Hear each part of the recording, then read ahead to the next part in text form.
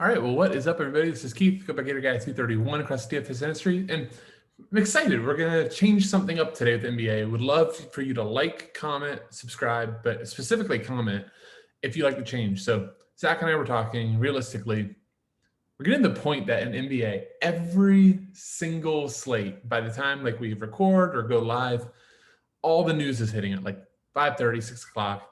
The types of picks that you're picking, earlier in the day have completely changed.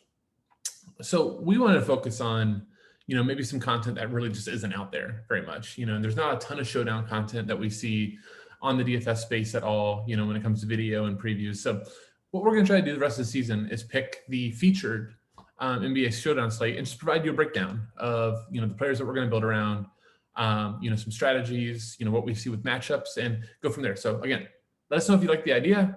We do think that might be a little bit more relevant, still going to obviously have nights where that showdown gets destroyed by injuries, but I think more often than not, you can pick a slate that's not going to have too many injury news and go about it. So tonight, Boston and Portland is DraftKings showdown feature of the night.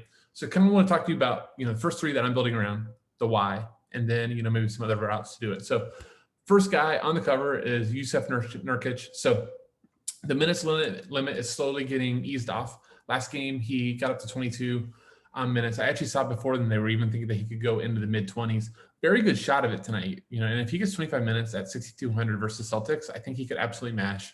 Look, we know Nurkic just gives you a ton of peripherals. As you can see, 4 straight games over 27 DK and only 20 minutes, and 21, 18, 22, and 22 minutes. So at 6,200, he's really far too cheap for that upside, especially if you can add a few more minutes in here. So I really do like Nurkic. It kind of stinks that Thompson's back. I'm going to bring up Thompson in a minute because it doesn't make it a little bit harder matchup. But I think Nurk, especially with the size advantage, could be a really, really good play. Jaylen Brown, I am actually going to give the nod to over Jason Tatum only because of matchup. Jason Tatum is going to get Robert Covington. There's only a few defenders in the NBA I shy away from. Robert Covington happens to be one of those defenders. I think Tatum could still be just fine. It just gives me a little bit of pause to get an elite perimeter defender versus Tatum with both Brown and Kemba Walker in the lineup. So I'm going to go Jaylen Brown. Still getting a ton of shots, getting 15 plus shots a game. It's coming off of 39.5 DK versus Denver. He had 44 versus Minnesota, 58 versus New York. All star of the season, Jaylen Brown's been great. Gives you about a $1,200 discount on Tatum. You can absolutely still play Tatum with Brown. Just at this point, I think I'm leaning towards Brown. And then finally, I'm going to wrap up Dame Lillard. Lillard's been awful recently. Only has no games over 50 since April 2nd, so since my birthday. No games over 50. Coming off of 20 versus Miami. I think that was a little bit predictable. Miami has a good way of focusing in on a guard and shutting them down.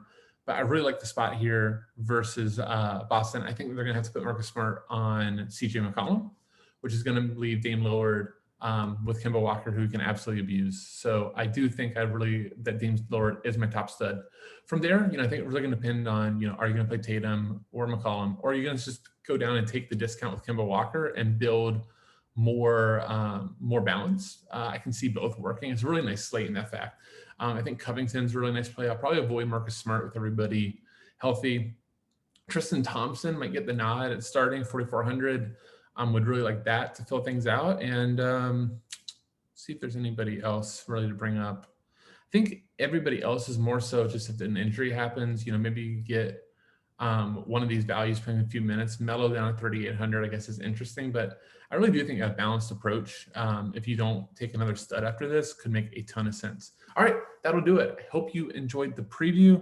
Let us know once again if you enjoyed it. So once again, Keith, aka Gator Guy 231. See you.